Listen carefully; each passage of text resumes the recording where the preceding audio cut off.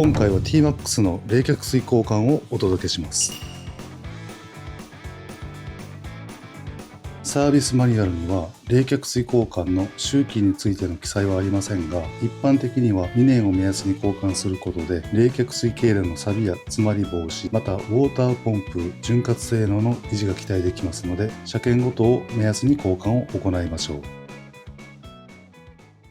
準備物を紹介します。ロングライフクーラントです。今回はヤマハ純正品を準備しました。T-MAX の冷却水容量はラジエーターと全ての経路で 1.5 リットル、リザーブタンクで 0.27 リットル、合計で 1.77 リットルとなっています。つまり冷却水交換時には2リットル準備すれば大丈夫です。このクーラントは水で2倍に希釈して使用しますので、原液を1リットル準備しました。クーラントを希釈するための精製水、純水です。今までは水道水で希釈して何の問題もなかったのですが、サービスマニュアルには希釈水は蒸留水に限るとの記載がありましたので、今回は手に入りやすいイオン交換精製水を準備しました。精製水で希釈するメリットは塩素やミネラルがほぼ含まれておらず、錆やスケールの発生を防止し、冷却性能を維持しやすい。クーラントの劣化が抑えられ、システムの長期安定性が高まる。イオン交換精製水は特に不純物が少なく、防静剤や消泡剤の効果を保持しやすいといったことが挙げられます。水道水で希釈するデメリットはカルキ、塩素分ですね、やミネラル分により冷却系にスケールや錆が生じやすい。防静性能が低く、クーラント液の劣化が早まる。冷却効率が精製水希釈時よりもやや低下する傾向があるといったことが挙げられます。このためクーラントの性能維持とエンジン、ラジエーター保護の観点からは精製水での希釈が推奨されています。水道水を使う場合は軟水を選び、硬水やカルキの多い水は避けるのが望ましいようです。次はクーラントチャージャーです。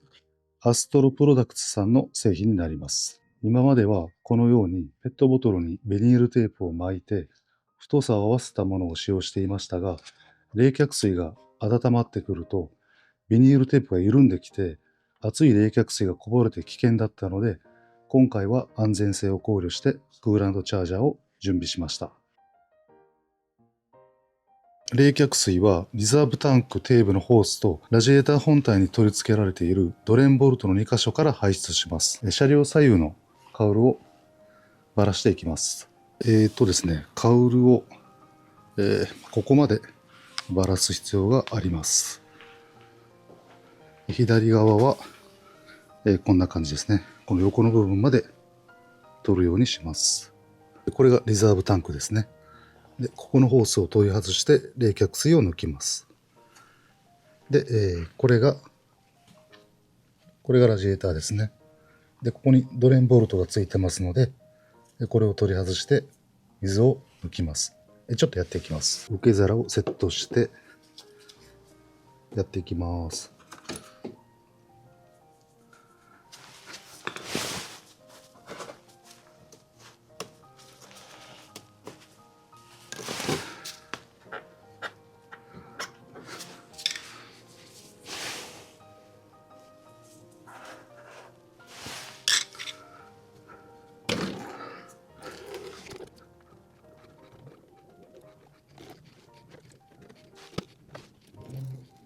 次はラジエーターのドレーンを緩めていきます。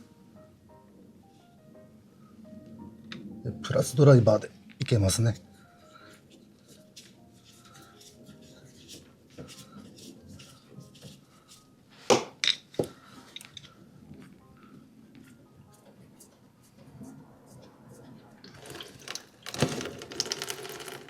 この時に反対側に回ってラジエーターキャップを取ります。空気が入って水が抜けやすくなります。はい、水が抜けました。これが抜けた水ですね。もともとワイズギアの冷却水は青色だったんですけど、前回やった時ちょっと知らなくて緑色を準備して入れたので、こんな色になってます。ドレンボルトですね。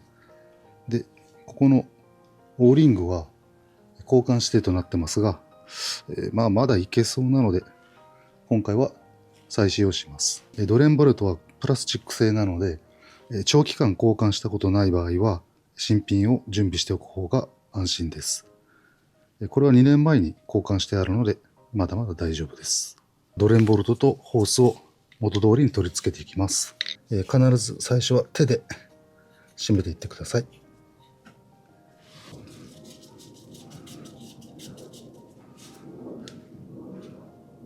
で、ホースを戻します。ちょっとこれ割れてますね。次回交換するようにします。違うのかな。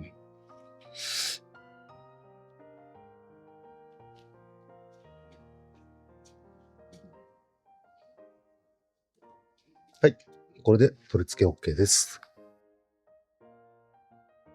車体右側に回ってきました。ラジエーターキャップの方は取り外してあります。水を入れる場所はこの場所になります。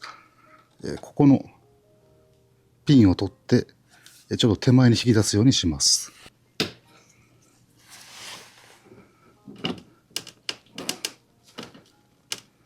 あんまり出てこないんですよね、これが。この部分にファンネルを取り付けてみたいと思います。クーラントチャージャーキットの中で合いそうなものがありましたので、これを取り付けていってみたいと思います。はい、ですね、こんな感じでファンネルと延長キットとキャップを取り付けて、入れる準備ができました。LLC を希釈します。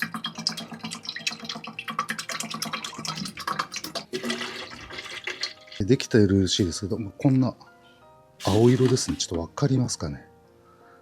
濃い青色ですね。そしたらこれを入れていきます。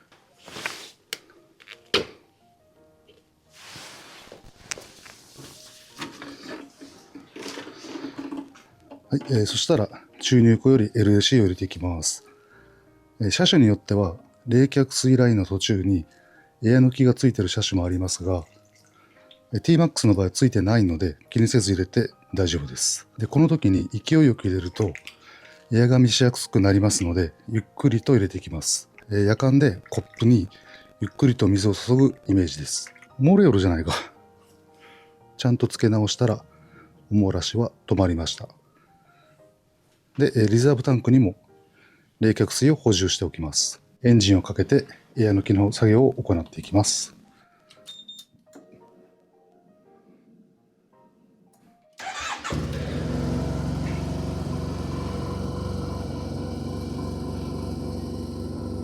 この時々水温計をチェックしてオーバーヒートしてないか注意しましょう。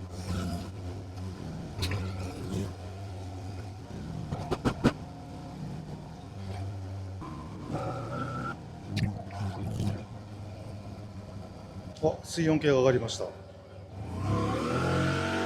今サーモスタットが開いて少し暖かくなりましたね。もう少しエア抜きを続けていきます。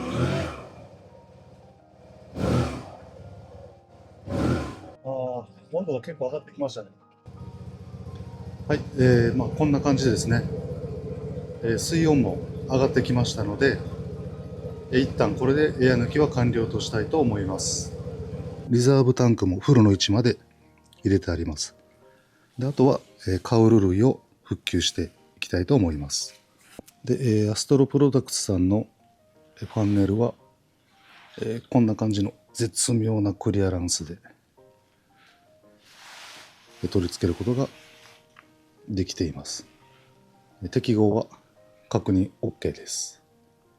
カウル類の復旧が完了しました。で、またエンジンが冷えるとですね、このリザーブタンクの水が減ってくると思うので、